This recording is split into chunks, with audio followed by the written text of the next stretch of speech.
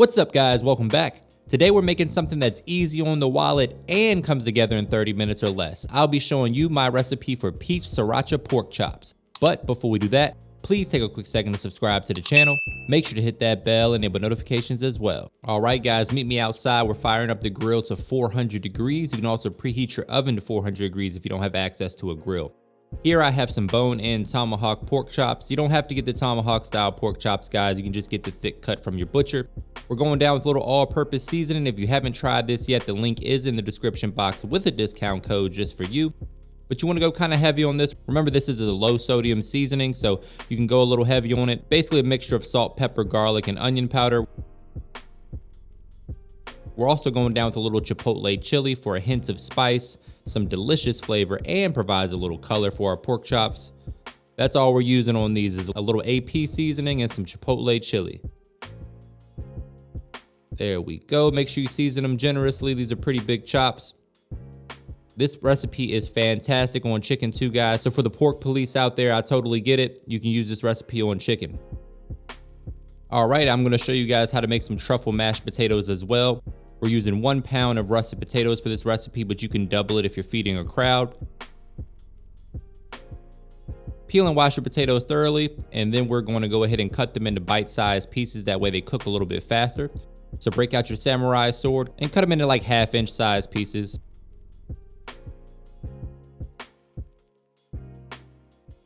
Like so.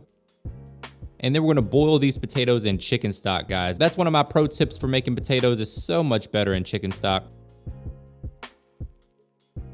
We're gonna add them to our pot that we're gonna use. We're gonna cover them with some cold water and make sure they're nice and clean.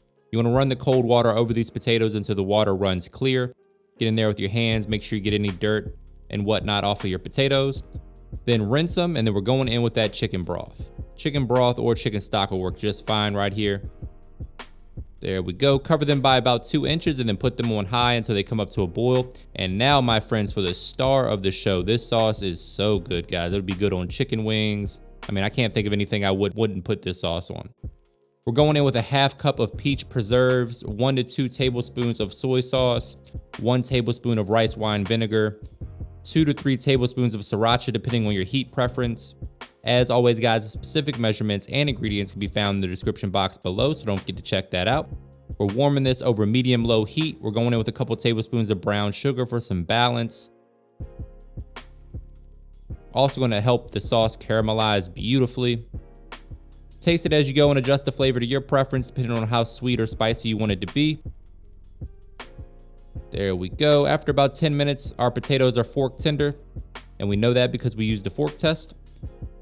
We'll go ahead and drain those and set those aside. Now we're going in with 2 tablespoons of butter, a 1/2 cup of 1/2 and 1/2, 1 tablespoon of garlic, if I can get it out of the tube. There we go. 2 tablespoons of sour cream. We're gonna give that a nice whisk, allow that to melt together.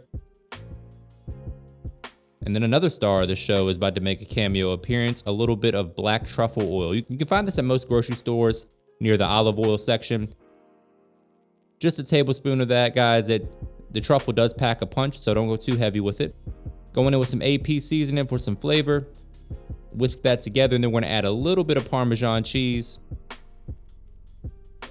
You wanna add your cheese when the heat is low, guys. Don't put your cheese in there when it's super hot because it'll start to separate and get oily. So you can kill your heat, add the cheese, whisk that in until it melts beautifully, nice and smooth. Break out the potato masher and start to mash your potatoes. And then we're gonna go in with that sauce that we just made. Super quick and easy and delicious mashed potato recipe right here, guys. Pairs beautifully with this pork chop or chicken. You can use turkey chops for this recipe too if you're not eating pork. Oh man, that looks good. Just give that a good mix until everything is nice and smooth. Unless you like your potatoes lumpy, then do your thing. I'm not mad at that either. I enjoy a nice lumpy potato from time to time. All right, our grill is preheated. Now we're gonna add our pork chops. So if you're not using a grill, guys, you wanna do this on a cast iron skillet, and then we're gonna finish them in the oven. But for those of you with a grill, fire up your grill to 400 degrees, place the pork chops on the direct side of the grill. Let them cook for 3 to 4 minutes per side until they're nice and golden brown like so. Then you wanna flip them, cook them for a couple minutes on the other side, and then we're gonna rotate them to the indirect side of the grill and let them finish for about 10 to 15 minutes.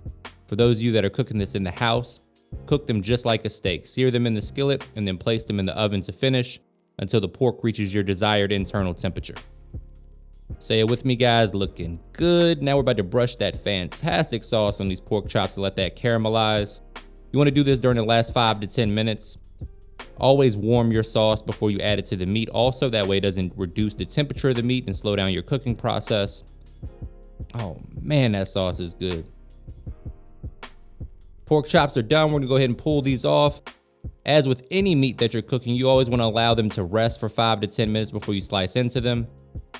Oh man, that's a quick little money shot for you guys right there. We're gonna plate this up with those mashed potatoes. No greens required here, but you could throw some cabbage on there. I got a good cabbage recipe that would pair beautifully with this. Little extra sauce, cause why the hell not? Brace yourself for a trademark money shot. And the only thing left to do is to hit it with a little green onion for a pop of color and get myself a taste test. You guys have got to give this recipe a try. Let me know in the comments if you plan on giving this a try. I'm about to give it a try right now. Moment of truth. Oh man, that sauce is special, guys. That's gonna be good on anything. And that's my recipe for peach sriracha pork chops. Don't forget to hit that subscribe button, give your boy a thumbs up, and hit that bell to enable notifications. And as always, thank you for your support.